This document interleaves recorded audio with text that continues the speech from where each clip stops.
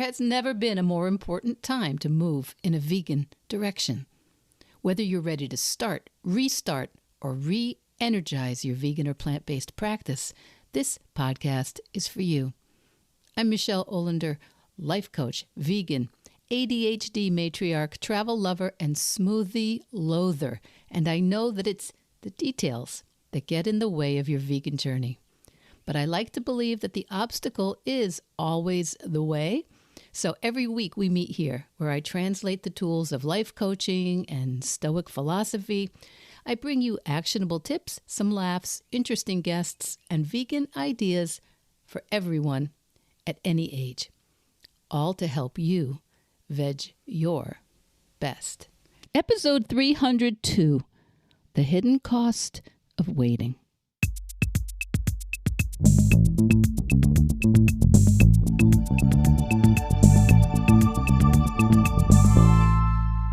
Hey kids, welcome back. Welcome back to Veg Your Best. This is episode 302. And when this episode drops, it turns out it's scheduled to drop on my birthday, June 16th. And you know, I was thinking that one thing, well, you notice that when you're 3 or 4 or 5, people ask you, oh, what do you want? What do you want? But at 67, people say things like, what have you learned? Okay, rude. But I guess understandable. What do I know now that I wish I had known earlier? And that's, honestly, that's kind of why I started this podcast, because I was someone who moved in a plant-based direction later in life. And so it was pretty fresh in my mind how things went compared to somebody who, became vegan in high school or college or early adulthood. So there are a lot of details to answer what have I learned. But one thing I really wish I had understood better as a younger person was the hidden cost of waiting. Because waiting seems, at least it seemed to me, waiting seemed in the past like it was the less costly decision. And, to be fair, I don't think I always even recognized that waiting was a decision. And, I think we all really overemphasize the immediate discomfort. We massively overestimate how much discomfort change will be in the present rather than in the future. In the future, we think, oh, it'll be less problematic. And I'll be ready then. I'll have more support then. It'll work out better then. But the cost of waiting, I know I've heard this a million times. The cost of waiting is paid by your future. So it kind of feels cheaper. It kind of feels more abstract. So waiting until things all settle down, waiting until everybody's on board or understands, waiting until the kids are out of the house or out of diapers, or waiting until I know more, feel more confident, waiting till I've understood how to make my point better, argue my point better, waiting until I'm back home, waiting until I'm on vacation, waiting until I move house, waiting until holidays start or are over. This is what I want to talk about today, the hidden cost of waiting. And it's not blaming or shaming. It's not blaming me or shaming me or anyone else. And it certainly isn't, hey, just do it. There's a case to be made for, hey, just do it. But if it works, fine. But when it doesn't work, there's no need to keep trying something that doesn't work. So I think it's important to understand what's going on in our heads when, hey, just do it doesn't work. And it's important to understand what's going on in our brains when we start thinking waiting is less expensive, less costly, less problematic than moving forward. So let's think about what waiting does cost us. Because the point is, waiting isn't free. It's just sending that bill to your future self. And there's a great story, at least, I'm a geek, but it's a great story to me. One I've always liked from one of Nathaniel Branden's books. And Nathaniel Branden, if you don't know him, was a very influential psychotherapist and author. And if we talk about self-esteem all the time in our culture now, he is very much behind understanding the concept of self-esteem. Now, we think we know all about this. We want self-esteem in kids and adults, but when he wrote about it, it wasn't, part of the culture in the same way. So the story is that in Nathaniel Branden's office, there was a needlepoint that I think one of his clients had made, one of his patients had made. And that needlepoint was in plain sight, and it said, "No one is coming." No one is coming, picked out in yarn, made in the needlepoint. No one's coming. And the story is that Dr. Branden knew when people were coming to the completion of their psychotherapy with him, and he could see that they understood that message. When they understood it in a positive way, in an affirming way, no one's coming. No one's coming to fix this. No one's coming to live your life for you. No one's coming to run your life or run interference for you. No one's coming. No one's coming to make this the right time and give you the right answer along with all the right information, because we think that if we had all that, we think if we could just be blameless, then we could move forward. We could be golden. And then if it didn't work, well, it's not our fault. And at first that feels a little bit like bad news, no one's coming. But I think it's actually very good news. And even the most self-actualized people I know, all of us get caught up in this kind of thinking from time to time in some area or another. Maybe even you. And, I would say in general, the people I work with are very, very kind of off the charts, super capable, and often overthinkers. But it's one thing to think about something for a while, and then it's another thing to just pause, to just buffer, to just wait.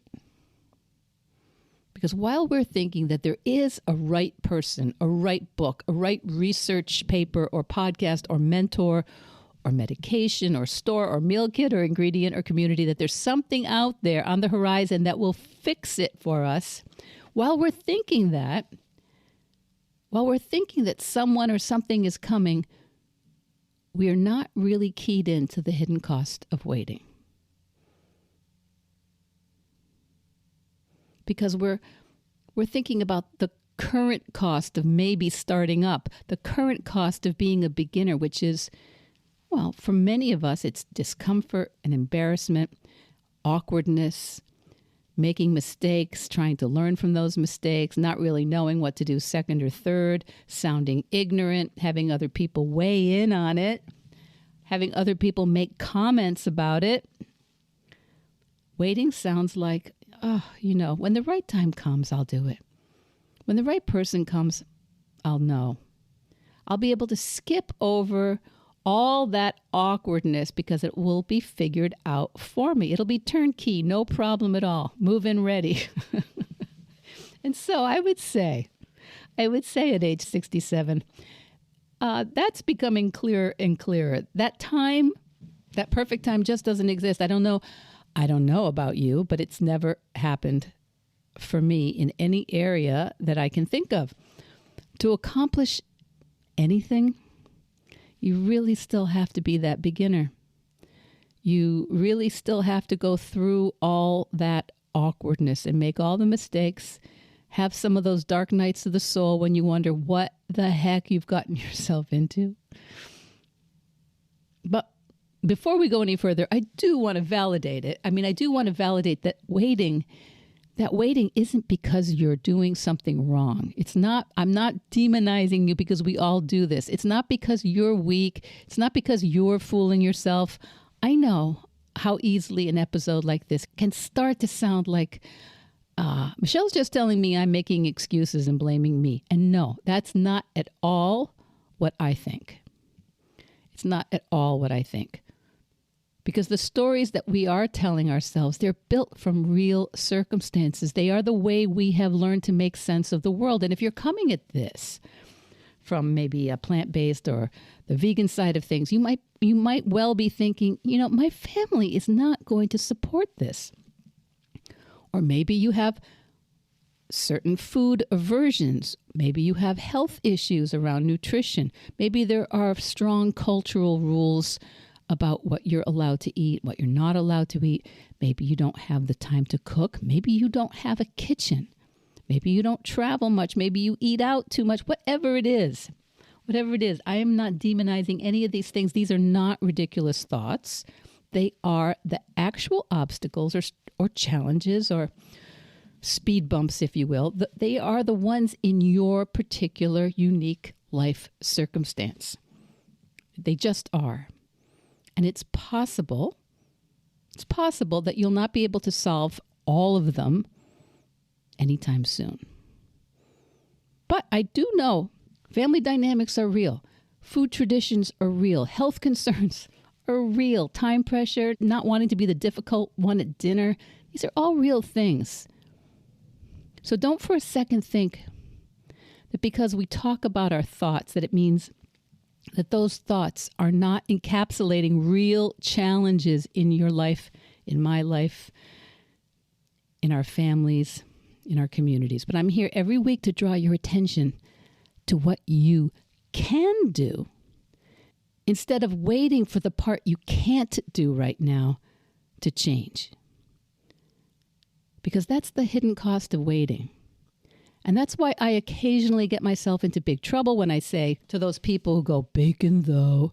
And I say, if bacon is the one animal product you can't do without for some reason, okay, start there. Take bacon off the list of things you're not going to eat. Move in a plant-based or vegan direction, but eat that bacon for the time being. Maybe it's cheese for you. Okay, you could be vegan except for giving up cheese. Okay, start there. Some people, for them it's wedding cake at their daughter's wedding or their chicken soup at their grandmother's when they visit grandmother's house. Okay, if you can't do it, take that off the table. Don't worry about it. The many choices you could be making while you're waiting for that to be solved, that's the hidden cost of waiting. I started moving very imperfectly in a vegan direction in my mid-50s. You all know that I've talked about it a million times. And I was mostly problem solving for someone that I loved when I started. And then something happened. Along the way, I was learning things. And what I was learning compounded. And for a good long time, you all know, I was what I call an excusitarian, meaning I was vegan or plant-based, except if I had a really good excuse. Whatever it is, travel, family, restaurants, holidays, maybe sometimes I had excuses, didn't want to make a fuss. I had my list, and maybe, it's not ideal. But it's the distinction I want to make because I do think this is important enough. It matters. Imperfect as it was, I was not simply waiting. I was practicing. Loads of wobbles, loads of mistakes, but I was practicing. And during that period of time, I slowly started noticing what situations feel completely no problem, easy. Let's do more of those. And I also noticed what choices felt completely impossible. And bit by bit, I started to be a little more clear about what part of it was the impossible part. And I was figuring things out bit by bit. What did I need to know? And I was noticing where I gave up way too quickly. And I was learning what family situations made me feel uncomfortable. And I was able to, learn a little bit about which restaurants make life easy and which ones are run by people who are clearly hostile to me when I'm trying to make vegan choices. So that was the beginning of Veg Your Best. And I want you to hear this. If there's anywhere, maybe you're already perfectly comfortable in your vegan journey, but wherever there is a area that you're stuck, looking for ways to practice even small, imperfect ways really does build skill. And waiting to try, waiting to start, doesn't build any of those skills. And if we were talking behavioral science, I'd say this is, status quo bias. Status quo bias means we tend to prefer things to stay the way they are, even when another choice might be better, admittedly okay, or more aligned with our values. But when another choice might support our health or our energy or our integrity or peace of mind or our ethics, that would be great. But status quo, the current behavior feels a little more normal. It feels like we're not making a choice. The new thing, that's what feels like a choice. That feels like a decision, and that feels hard. Plant-based choices, even when we're starting, can feel like we're making big choices. But eating the way everybody around us eats, that feels like we're not making a choice. If you keep waiting and you stay quiet also, fewer people comment or bug you or single you out or ask you a bunch of questions you don't feel prepared to answer right now. But time goes by, whether you do what you want to do or not. And that's another one of those hidden costs of waiting. Everything we're trying to avoid is still costing us because there's only practicing or not practicing. Waiting assumes there's some future state of readiness. I guess you'd call it some sort of point that you could reach and then you could begin flawlessly.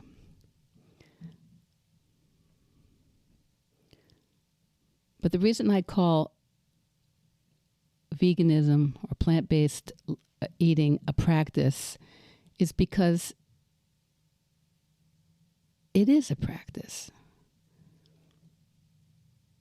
You don't wait to start yoga until you can do all the most advanced poses. You just start where you are. You do the version you can do, and you come back. The poses are just practice at every level. And that's the same thing here. That's the same thing we're talking about here. The meal is the practice. The restaurant question, that's the practice. The awkward family dinner is the practice. Trying to find shoes or clothing or cosmetics that limit their use or eliminate the use of animal products, that's the practice. And instead of being upset when something goes wrong, instead of thinking, oh, I should just quit, that's the practice too. Understanding why it can be frustrating sometimes and hard. After all, what we're waiting for, instead of overthinking what the right answer is, what's in our control right now? Not how do I control my family? How do I control that restaurant? How do I change the culture? No. What's in my hands? What's in my control? What's one thing I can do? One meal, one choice, one grocery item. And this isn't just about going vegan, right? This is everything. One decision changes the whole story. It always changes the story from I'm waiting to I'm starting.